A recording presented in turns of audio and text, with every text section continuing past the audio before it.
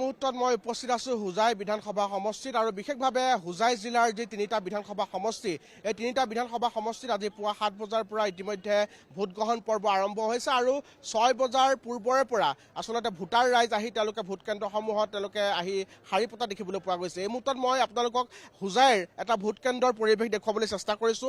5টাকৈ vote কেন্দ্ৰ এখন এই বিদ্যালয়খনত আছে। ধনীৰাম পথাৰ মধ্য ইংৰাজী বিদ্যালয় এই যি ভোট কেন্দ্ৰ আছে এই ভোট কেন্দ্ৰত 5টাকৈ ইয়াত ভোট কেন্দ্ৰ ইয়াত স্থাপন কৰা হৈছে আৰু বৰ্তমান সময়ত শতাধিক আচলতে ভোটাৰ ৰাইজ তেওঁলোক পুৱাই ওলাই আহিছে আৰু নিজৰ গণতান্ত্ৰিক অধিকাৰ সাব্যস্ত কৰিবলৈ। আজি যিহেতু গণতন্ত্ৰৰ বাবে তথা ৰাজ্যৰ ৰাজনীতিৰ বাবে অত্যন্ত এটা গুৰুত্বপূৰ্ণ দিন আৰু এই বিশেষ দিনটোত আচলতে 5 বছৰৰ মূৰে মূৰে যিহেতু নিৰ্বাচন অনুষ্ঠিত হয় আৰু এইবাৰো পুনৰ 5 বছৰৰ মূৰত ভোটাৰ ৰাইজে নিজৰ যি গণতান্ত্ৰিক অধিকাৰ সাব্যস্ত কৰাৰ সুযোগ লাভ কৰিছে। হুজাই জিলাৰ তিনিটা বিধানসভা সমষ্টি ক্ৰমে হুজাই, লামডিং আৰু বিন্নাকান্দি এই তিনিটা সমষ্টিত এবাৰ যথেষ্ট আচলতে নিৰ্বাচনী যুঁজ আকৰ্ষণীয় হ'ব সেই কথা ইতিমধ্যে সকলোৱে ধাৰণা কৰিছে আৰু হুজাই জিলাৰ মুঠ ভোটাৰ হৈছে 7,62,422 গৰাকী। ইয়াৰে হুজাই বিধানসভা সমষ্টিৰ মুঠ ভোটাৰ হৈছে 2,50,410 জন। বৰ্তমান সময়ত মই যিহেতু হুজাই বিধানসভা সমষ্টিত আছো আপোনালোকক এই মুহূৰ্তৰ পৰিৱেশ দেখুৱাইছো কেনেদৰে 18 বছৰ ঊৰ্ধৰ সকলোৱে আচলতে তেওঁলোকে ভোটাধিকাৰ সাব্যস্ত কৰিবলৈ আহিছে। যুৱক যুৱতীৰ পৰা আবাল বৃদ্ধ বনিতালৈকে সকলোৱে নিজৰ গণতান্ত্ৰিক অধিকাৰ সাব্যস্ত কৰাৰ বাবে পুৱাৰ পৰা এনেধৰণে শাৰী পতা দেখিবলৈ পোৱা গৈছে আৰু ৱেব কাষ্টিঙৰ ইয়াত ব্যৱস্থা কিছু কৰা হৈছে। CCTV কেমেৰা ইয়াত সংলগ্ন কৰা হৈছে যাতে কোনো ধৰণৰ আচলতে অপ্ৰীতিকৰ পৰিস্থিতি যাতে সৃষ্টি নহয়। মই দুই এজন ভোটাৰৰ মনৰ বতৰা ল'বলৈ চেষ্টা কৰিম। তেওঁলোকে পুৱাই যিহেতু ভোট দিবলৈ আহিছে নিৰ্বাচন যিহেতু 5 বছৰ পিছত আহিছে ভোট দিবৰ কাৰণে আহিছোঁ, কিন্তু আহিতো ভাল লাগিছে। লাইনবিলাক চব ঠিক আছে, কোনো ধৰণৰ হেৰফেৰ নাই, মানে চব চিৰিয়েলত গৈ আছে, ধুনীয়া হৈছে।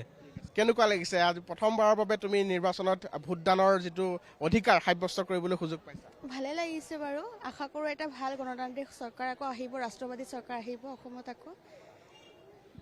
এয়া হৈছে নতুন প্ৰজন্মৰ মনৰ বতৰা আৰু বিশেষভাৱে হুজাইৰ যিসমূহ ভোট কেন্দ্ৰ আমি দেখিবলৈ পাইছোঁ তাত প্ৰতিটো ভোট কেন্দ্ৰতে আচলতে পুৱাৰ পৰাই তেওঁলোকে এক দীঘলীয়া শাৰী পতা দেখিবলৈ পোৱা গৈছে আৰু পুৰুষ মহিলা সকলোৰে বাবে সুকীয়াকৈ দুটা শাৰী এনেধৰণে ইয়াত তেওঁলোকে ব্যৱস্থা কৰিছে আৰু প্ৰশাসনৰ তীক্ষ্ণ আচলতে নজৰ ইয়াত ৰখা হৈছে কাৰণ কোনো ধৰণৰ যাতে অপ্ৰীতিকৰ পৰিস্থিতি যাতে ইয়াত সৃষ্টি নহয়।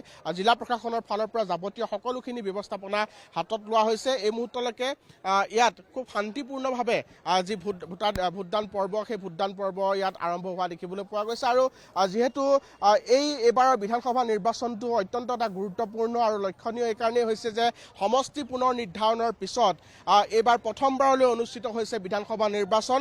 তাতোকৈ ডাঙৰ কথা এই বিধানসভা নিৰ্বাচন এইবাৰ এটা পৰ্যায়ত অনুষ্ঠিত হৈছে। আজি 126টা বিধানসভা সমষ্টিত এই যিহেতু ভোটগ্ৰহণ পৰ্ব আৰম্ভ হৈছে আৰু তাৰ বাবে ইতিমধ্যে প্ৰশাসনেই হওক ভোটাৰেই হওক প্ৰাৰ্থীয়ে হওক সকলোৰে মনত এটা উৎকণ্ঠা, সকলোৱে ইয়াত আচলতে সহযোগিতা কৰা দেখিবলৈ পোৱা গৈছে। এই মুহূৰ্তত আপোনালোকক আন এটা ভোট কেন্দ্ৰ মই দেখুৱাবলৈ চেষ্টা কৰিছোঁ।